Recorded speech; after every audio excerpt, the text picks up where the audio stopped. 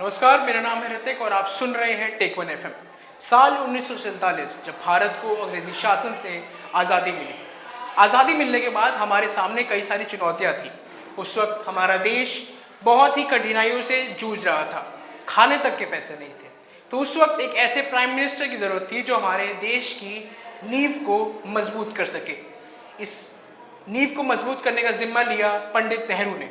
जब पंडित नेहरू हमारे देश के पहले प्रधानमंत्री बने, उनके सामने कई सारी चुनौतियां थी और इसी चीज़ों पर चर्चा करने के लिए हमारे साथ बादल चौहान मौजूद है। तो कैसे हैं आप बादल चौहान? नमस्कार, मैं एकदम ठीक हूँ। आप ठीक है? बढ़िया। क्या लगता है, जैसे पंडित नेहरू जब पहली बार प्रधानमंत्री बने तो उनके साथ बहुत सारी चुनौतियां थी। जी। भारत के पास अन्न नहीं था खाने को, भारत के पास खजाना नहीं था खर्च करने को, भारत के पास कोई कंपनी नहीं थी, इंडस्ट्रीज नहीं थी, कई सारी चुनौतियां थी। तो उन्होंने ओवरकम करने के लिए क्या क्या ऐसे स्टेप्स लिए? हाँ, डेफिनेटली। देखिए, 1947 में जो हमें आज़ादी मिली, उसके बाद नेहरू जी ने फर्स्ट प्राइम मिनिस्टर की जो उन्होंने शपथ ली थी, उनके बहुत सारे विजन थे। फ्रॉम एग्रीकल्चर टू एरोस्पेस उनका विजन था कि हमारा देश एग्रीकल्चर से लेकर एरोस्पेस तक डेवलप हो। जी। तो उनकी जो नीतियाँ थी कि एजुकेशन को फर्स्ट प्रायोरिटी देना उनकी नीतियों में सबसे नंबर 1 पर था। तो इसी बेस पर उन्होंने IIT, IIM जैसे इंस्टीट्यूट्स को बिल्डअप किया। उसके बाद उन्होंने हेल्थ केयर के लिए जब एम्स न्यू दिल्ली, जो आज जहाँ पर बड़े बड़े मंत्री अपना इलाज कराने जाते हैं, उनको उन्होंने बिल्डअप किया। और उस वक्त पर 1964 में जब उनकी लास्ट टर्म ही चल रही थी, मतलब अपनी डेथ से थोड़े टाइम पहले ही, भाखरा नांगल डैम जो हिमाचल प्रदेश में है, अगर वो उस टाइम पे नहीं बनता तो आज उसका परिणाम हमें आज भुगतना पड़ता। तो मुझे लगता है नेहरू जी ने बहुत सारे काम किए, एजुकेशन, हेल्थ केयर, डिफेंस और एग्रीकल्चर में। जब उन्होंने ये सोचा था कि हम क्योंकि इंपोर्ट करते थे अनाज वगैरह, और 36 करोड़ की आबादी थी जब हमारा देश आज़ाद हुआ था। इतनी बड़ी आबादी को अनाज खिलाने मजाक नहीं था। और हमारे पास जो लैंड थी वो ज़्यादातर बैरन लैंड हुआ करती थी, क्योंकि जो अंग्रेज थे उस टाइम पे उनका ये पर्पस था कि जो इंपोर्ट होगा, जो भी अनाज वगैरह, वो यूरोप कंट्री से होगा। तो यहाँ पे उन्होंने कभी खेती करने ही नहीं दी।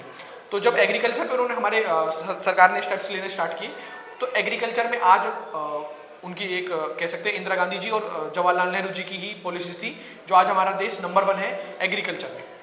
तो मुझे लगता है कि नेहरू जी की इस देश की अर्थव्यवस्था को बिल्डअप करने में बहुत बड़ा कॉन्ट्रीब्यूशन है। लोगों के दिमाग में कई सारी थ्योरीज घूमती है कि अगर गांधी जी चाहते तो, मतलब पटेल जी को ज़्यादा वोट्स मिले थे, पटेल जी प्रधानमंत्री नहीं बने, है ना। भारत में पहला इलेक्शन होता 1951 में। जी।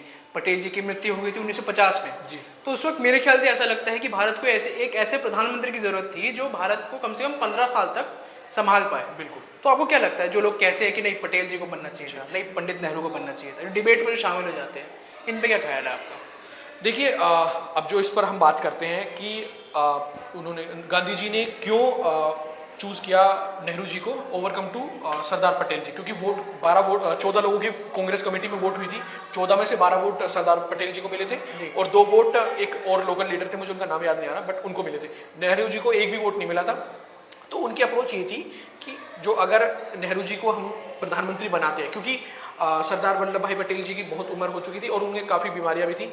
1950 में उनकी डेथ हो जाती है। तो मुझे लगता है कि गांधी जी की एक अप्रोच रही होगी, एक सोच रही होगी कि ऐसी हालत में जब देश बड़ी मुश्किल से आज़ाद हमने कराया, 200 साल की आज़ादी, 200 साल जो अंग्रेजों ने हुकूमत की हमारे देश पर, उससे जो आज़ाद किया है, और अगर ऐसे टाइम पर अगर हम ऐसे लीडर को चूज़ कर लेते हैं जिनके हेल्थ का भी पता नहीं है, तो उन्होंने चूज़ किया नेहरू जी को। नेहरू जी एक यंग लीडर थे, एक विजनरी लीडर थे। उनकी अप्रोच लेकर जो चीज़ें थी वो बहुत अच्छी थी। कम्युनिकेशन स्किल्स उनकी बहुत बेहतर थी। किसी भी लीडर के साथ बात करना उनके पास एक अच्छी थी। कमाल की बात यह है कि जो हमारे सरदार वल्लभ भाई पटेल जी थे, उनकी कम्युनिकेशन स्किल्स भी बहुत अच्छी थी, लेकिन उनके टाइमिंग थोड़ा सा बैठ नहीं रहा था। तो नेहरू जी को बनाने के पीछे मुझे लगता है गांधी जी की ये अप्रोच रही होगी कि देश को 15-20 साल ऐसा व्यक्ति संभाले जो एक हेल्दी पर्सन है, एक यंग पर्सन है और जिसके पास एक विजन है किसी चीज़ को लेकर। और उनके पास उनका मुझे लगता है ये जो चॉइस थी, जो उन्होंने चूज़ किया नेहरू जी को, वो एक ग्रेट चॉइस थी। और अगर सरदार वल्लभ भाई पटेल भी बनते और वो हेल्दी होते तो वो भी एक ग्रेट चॉइस हो सकती थी। इसके बाद इंदिरा गांधी जी का शासन आया, तो उनके शासन में कई सारी कंट्रोवर्सीज भी आई। 1971 की हम लड़ाई भी जीते जिसमें बांग्लादेश आज़ाद हो गया था। उसके बाद 1975 में हम लोग आते हैं जिसमें इमरजेंसी लागू हो चुकी थी। जी जी, है ना, लोगों के कई सारे राइट छीन लिए गए। बिल्कुल। तो आपको क्या लगता है कि इंदिरा गांधी क्या क्या मतलब उनकी कमियां रही, क्या क्या उनकी उपलब्धियां रही, आपको क्या लगता है? एक लीडर होता है जिस पर लोगों की बहुत उम्मीदें होती हैं, ऐसी उम्मीदें इंदिरा गांधी जी से थी। तो उन्होंने बहुत बड़े बड़े स्टेप्स उठाए थे, क्योंकि उनको पता था कि अभी हमारा देश जो है ना जंग से ज़्यादा जूझ रहा है। क्योंकि 1962 की वॉर जो हम हार गए थे, 1965 की वॉर जो हम जीत गए थे, उसके बाद फिर ताशकंद में जी समझौता हुआ था, हाँ, जिसमें हाँ, उनकी शास्त्री जी के राज में जो हम जीत गए थे। फिर क्या हुआ कि जीते नहीं थे 1965, हाँ 1965 की वॉर हम जीते थे। 1962 की जहाँ जी पाकिस्तान का जब हुआ था तो उसमें ताशकंद जी, में समझौता जी, हुआ, जी। फिर उस वक्त रहस्यमयी मौत हो गई थी, जी। जिसकी अभी तक हाँ, रहस्य ही है। हाँ 1966 में जब हमारी इंदिरा गांधी जी प्राइम मिनिस्टर बनी, तो उनका भी एक विजन था कि अगर मुझे पॉपुलैरिटी करनी है ना, तो मुझे गरीबों को टारगेट करना पड़ेगा, जी गरीबों के लिए काम करना पड़ेगा। तो उनका ही नारा था ये कि गरीब हटाओ जो नारा था, उनका विजन था कि इक्वेलिटी होनी चाहिए, जो पैसों की कंट्रीब्यूशन है वो इक्वली डिस्ट्रीब्यूट हो जाना चाहिए। उन्होंने ही जो एक प्रीवी पर्स की एक स्कीम हुआ करती थी। प्रीवी पर्स क्या था कि जो हमारा देश जब आज़ाद हुआ था तो रजवाड़े जो लोग थे, तो उन्होंने कहा था कि हमें क्या फ़ायदा होगा अगर हम इस देश के साथ मिल जाते हैं। तो तब पटेल जी ने उनको एक प्रोमिस किया था कि हम आपको प्रीवी पर्स देंगे। प्रीवी पर्स में क्या था कि उनकी मतलब ठाट बाट जो हम कहते हैं लोकल भाषा में, ठाट बाट को बनाए रखने के लिए सरकार करोड़ों रुपए खर्च करेगी उस टाइम पे उनके लिए। तो उन्होंने प्रीवी पर्स को अबॉलिश कर दिया था इंदिरा गांधी जी ने। प्रीवी पर्स अबॉलिश होने के बाद जो रजवाड़े थे वो थोड़ा सा नाराज हुए, लेकिन गरीब लोग बहुत खुश हो गए, गरीब लोग इंदिरा गांधी जी के साथ जुड़ गए। फिर उन्होंने क्या किया, उनको ये पता था कि 1972 में इलेक्शन है और जो अपोजिशन पार्टीज थी, क्योंकि कांग्रेस से लीडर्स हटते चले गए थे, क्योंकि कांग्रेस के लीडर्स ने जब उनको बनाया था ना इंदिरा गांधी जी को, तो उनकी अप्रोच ये थी कि हम इनको बना देते हैं और इनको बैठा देते हैं इस पोजीशन पर, लेकिन ये काम करेंगे हमारे हिसाब से। लेकिन जैसे ही वो प्रधानमंत्री बनी, उनको अपनी पावर्स की पता था कि हम क्या कर रहे हैं और क्या मैं कर सकती हूँ। तो उन्होंने अपने उनके लीडर्स की बात नहीं सुनी और जो देश के लिए बेहतर हो सकता था उन पे काम करना उन्होंने स्टार्ट किया। 1972 में इलेक्शन होने वाले थे, यहीं से ही जो लोकसभा और विधानसभा के जो इलेक्शंस एक साथ हुआ करते थे वो अलग अलग होने स्टार्ट हो चुके थे। उन्होंने प्रीपोन्ड करा दिया इलेक्शन, क्योंकि क्या हुआ था 1971 में हमने वोट की थी और इंडिया पाकिस्तान की वॉर हुई थी 1971 की, और उन्होंने बांग्लादेश जो ईस्ट पाकिस्तान उस टाइम पे कहा जाता था, उस देश की नींव रखने में सबसे बड़ी मदद की थी। तो मुझे लगता है उनकी उपलब्धियां भी बहुत थी। उन्होंने भी बहुत सारी PSUs को इस्टेब्लिश करने में मदद की, इकोनॉमी को कितना और ज़्यादा रिवाइवल कर सके। लेकिन उनकी एक पॉलिसी थी नेशनलाइजेशन की, राष्ट्रीयकरण कर दो हर चीज़ का, बैंक का और हर चीज़ का राष्ट्रीयकरण होना चाहिए, जिसका इम्पैक्ट आने वाले 20-30 साल बाद थोड़ा गलत दिखा। तो इंदिरा गांधी जी की जो अप्रोच थी इकोनॉमी को लेकर, वो मुझे लगता है कि स्टेबल लेवल पे थी, बहुत ज़्यादा ऑप्टिमिस्टिक भी नहीं थी और बहुत ज़्यादा पैसिमिस्टिक भी नहीं थी। उन्होंने बहुत अच्छे अच्छे काम भी किए और उनकी सरकार में इमरजेंसी, जैसे आपने कहा था कि एक फेलियर उनकी दाग कहा जाता है इंदिरा गांधी जी की सरकार में, 1975 की जो इमरजेंसी लगी थी वो एक दाग की तरह कहा जाता है। तो उसके बाद जो इंदिरा गांधी जी की सरकार थी, तो उन्होंने 1975 में जो इमरजेंसी लगाई थी, उनका विजन ये था कि क्योंकि उनको भी दिख रहा था कि अब मेरी सरकार आने वाली नहीं है और लोगों का जो लीडर्स थे, अपोजिशन लीडर्स थे, वो इकट्ठा हो चुके थे और जनता पार्टी नाम की एक सरकार जो 1977 से 1980 के बीच में रही थी, इसमें इंदिरा गांधी खुद अमेठी से भी हार गई जी, जिसमें उनकी मतलब वहाँ से उनकी सीटें थी जी। तो बाद में जैसे कई सारी पॉलिसीज भी आई, कितनी सरकारें आई कितनी गई। 1951 की हम लोग बात करते हैं, जहाँ पे 91 वही 91 1991 की हम लोग बात करते हैं, जहाँ पे पैच, एक बार इसको रीटेक करता हूँ, है ना। हम लोग 1991 की बात करते हैं जहाँ पे PV नरसिम्हा राव की सरकार बनी जी। तो उसमें कई सारी पॉलिसीज हम लोग के सामने आई। उसमें भारत का एक ऐसा भी रूप देखने को मिला कि वहाँ पे बस 3 दिन का राशन बचा था, 3 दिन का पैसा बचा था, जिसकी वजह से इंडिया सर्वाइव कर पाता। उसके बाद एक LPG पॉलिसी आई, लिबरलाइजेशन पॉलिसी, ग्लोबलाइजेशन पॉलिसी, है ना। तो क्या लगता है आपको उस पॉलिसी के आने के बाद, LPG पॉलिसी के आने के बाद भारत में कितनी चेंजेस आए? जी, सो डेफिनेटली क्या था कि 1990 तक हमारा देश एक तरह से नेशनलाइज देश था कि जो भी चीज़ होंगी गवर्नमेंट के अंडर में होगी, प्राइवेट का आना यहाँ पे मना था और किसी भी प्राइवेट कंपनी को यहाँ पे इस्टेब्लिश करना आसान काम नहीं था। बहुत बहुत बड़ी बात हुआ करती थी अगर प्राइवेट कंपनी यहाँ पे आकर कुछ कर सके। तो क्या हुआ था 1991 में, जब हमारी देश की अर्थव्यवस्था ऑलमोस्ट टूट चुकी थी, हमारी अर्थव्यवस्था की कमर टूट चुकी थी और हमारे पास सिर्फ 3 दिन का ही एक कहते हैं कि जो हमारा फॉरेन रिजर्व था वो 3 दिन का ही बचा हुआ था। उस टाइम पे डॉक्टर मनमोहन सिंह जी जो हमारे फाइनेंस मिनिस्टर हुआ करते थे, उन्होंने बहुत बड़ा काम किया। मुझे लगता है हमें उनकी सराहना भी करनी चाहिए इस चीज़ के लिए। उन्होंने LPG पॉलिसी को इंट्रोड्यूस किया हमारे बजट में। LPG पॉलिसी लिबरलाइजेशन, प्राइवेटाइजेशन और ग्लोबलाइजेशन। लिबरलाइजेशन ये थी कि अब कोई भी कंपनी लिबरल है, गवर्नमेंट उस पर डायरेक्ट कंट्रोल नहीं कर सकती। मतलब लॉ एंड ऑर्डर को मेंटेन करके रखे, और चीज़ों को मेंटेन करके रखे। प्राइवेटाइजेशन ये था कि प्राइवेट कंपनीज कोई भी बाहर की आकर यहाँ पर अपनी कंपनीज को इस्टेब्लिश कर सकते हैं, और ग्लोबलाइजेशन ये था कि हम ग्लोबल के साथ इंपोर्ट भी करेंगे और एक्सपोर्ट भी करेंगे। तो ये स्टेप जो था ना, मुझे लगता है एक बहुत मेजर स्टेप था, और हमारी इकोनॉमी को जो बिल्कुल एकदम ख़त्म इकोनॉमी हो चुकी थी, उसको आज 5th लार्जेस्ट इकोनॉमी बनाने में एलपीजी पॉलिसी की सबसे बड़ी सराहना मैं कहना चाहूँगा कि उसी की सबसे बड़ी एलपीजी पॉलिसी का ही उसका हाथ है। एलपीजी पॉलिसी ठीक है, सीधे नरेंद्र मोदी पे आते हैं, क्लोज करना है इतनी जल्दी?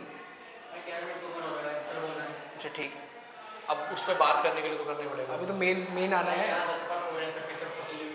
मैं भी हो रहा हूँ, ये 2014 वाली कर लेते हैं, नरेंद्र मोदी की सरकार। हाँ पूरा तो कर एलपीजी पूरा नहीं किया। एलपीजी हाँ, कहाँ पे खत्म है, कहाँ पे खत्म करा? हाँ, वो सराहना करनी थी। हाँ सराहना। हाँ, तो एलपीजी पॉलिसी की ही जो आज उन्हीं की वजह से ही क्या हुआ है कि हमारी कंपनीज जो है हमारे देश में प्राइवेट कंपनीज ने आना इस्टेब्लिश करना और स्टार्ट किया था, और उसी वजह से ही आज हमारी देश की इकोनॉमी यहाँ पर पहुँच पाई। ठीक है, तो इसके 1951 के बाद एलपीजी पॉलिसी आने के बाद कई सारी सरकारें आई है ना, मनमोहन सिंह सरकार आई, अब 2014 के बाद केंद्र में भाजपा है जी, मतलब मोदी जी की सरकार है जी। तो इसमें भी कई सारी उपलब्धियां हुई, कई सारी नाकामियां आई हम लोग के सामने। जैसे एक वैसे भाजपा कहते हैं कि एक उपलब्धि है नोटबंदी करना जी, मेरे ख्याल से नोटबंदी कोई उपलब्धि थी नहीं मेरे हिसाब से नहीं थी। और क्या लगता है आपको इस चीज़ के बारे में कि नोटबंदी एक उपलब्धि थी कि नहीं? देखिए, डीमोनेटाइजेशन उन्होंने एक बहुत बड़ा मेजर स्टेप सोचा था कि इससे पूरी इकोनॉमी में रिवाइवल आ जाएगा, ब्लैक मनी आ जाएगा, बट वो एक फुलिश स्टेप कह सकते हैं, क्योंकि अभी तक सरकार ने उसके बाद आज तक उसके बारे में बात नहीं की। वो हर चीज़ की एनिवर्सरी मनाते हैं, लेकिन इसके सही बात है। हाँ, उन्होंने आज तक इसकी कोई एनिवर्सरी बनाई नहीं, क्योंकि उनको भी पता था ये बहुत बड़ा फुलिश स्टेप साबित हुआ था, क्योंकि उनका विजन था कि ब्लैक मनी आ जाएगा। लेकिन आरबीआई ने क्लेम किया, जब 8 नवंबर 2016 को डिमोनेटाइजेशन हुई, उसके बाद आरबीआई ने 1-1.5 साल बाद क्लेम करा कि 99.8% पैसा वापस आ चुका है, तो ब्लैक मनी कहाँ था? सही बात जी। लेकिन इसमें एक जो नितिन गडकरी है उनकी सराहना करनी पड़ेगी, क्योंकि उन्होंने कई सारे है ना ट्रांसपोर्ट सिस्टम को, इंडिया के ट्रांसपोर्ट सिस्टम की नींव उन्होंने मजबूत कर दी है। बहुत अभी फिलहाल में द्वारका एक्सप्रेसवे बन रहा है, कई सारी जैसे इथेनॉल पावर्ड व्हीकल्स आई, तो ट्रांसपोर्ट की नींव उन्होंने रख दी है। अभी फिलहाल एक बहुत बड़ी डिबेट चल रही है, इंडिया वर्सेस भारत की डिबेट जी, जिसमें मैं पहले अपना पक्ष रख देता हूँ, फिर आप अपना पक्ष रखिए। मेरे ख्याल से भारत जो है और इंडिया जो है, जिस तरीके से आपको इस देश को बुलाना है आप बुला सकते हैं, क्योंकि इस वक्त इंडिया एक ब्रांड बन चुका है जी। कोई भी देश अपने नाम से एक ब्रांड बना देता है। जैसे मान लीजिए आपको किसी प्रोडक्ट को खरीदना है जी, उस पर लिखा है मेड इन यूके जी, और दूसरे प्रोडक्ट पे लिखा है मेड इन पाकिस्तान, तो आप किस प्रोडक्ट को खरीदेंगे? ऑब्वियसली यूके, है ना जी। तो मेरे ख्याल से ये लगता है कि अगर भारत का नाम चेंज होता है, इंडिया का नाम चेंज होता है भारत में, तो इसमें एक ब्रांड वैल्यू पे भी फर्क पड़ेगा, इंपोर्ट और एक्सपोर्ट पे फर्क पड़ेगा, और मेरे ख्याल से पूरा इकोनॉमी पे भी फर्क पड़ेगा। आपकी क्या राय है इसमें? देखो, इंडिया वर्सेस भारत की जो भी ये डिबेट चल रही है, देखो अब हम ये कहें कि बीजेपी सरकार बहुत अच्छा स्टेप कर रही है अगर भारत नाम कर देती है, बहुत सारे लोग इसके फेवर में, बहुत सारे लोग इसके अगेंस्ट में। मेरी अप्रोच इसको लेकर थोड़ी न्यूट्रल बेस्ड है, मैं अगेंस्ट में भी नहीं हूँ, मैं फेवर में भी नहीं हूँ। मुझे लगता है कि जो आर्टिकल बने इंडिया दैट इज़ भारत, अगर इसको हम आर्टिकल को चेंज करके भारत दैट इज़ इंडिया भी कर दें तो मुझे खुशी होगी। एक्चुअली 17 सेंचुरीज तक हमारे देश का नाम भारत ही रहा, लेकिन अभी ऐसे स्टेज पर जहाँ अभी हम अपनी इकोनॉमी को डेवलपिंग स्टेज में है अभी हम जी, तो ऐसे क्योंकि अब अपने देश का नाम हम चेंज करेंगे वो मजाक की बात नहीं है। डॉक्यूमेंट्स से लेकर और हर चीज़, सिटीजन्स तक की और इंपोर्ट एक्सपोर्ट्स तक की हर चीज़ में वो नाम चेंज किया जाएगा। तो कहीं पे आर्टिकल पढ़ा था कि आउटलुक मैगजीन ने निकाला था वो आर्टिकल, तो इसमें लग रहा था 14,000 करोड़ रुपयों का निवेश करना पड़ेगा सारे डॉक्यूमेंट चेंज।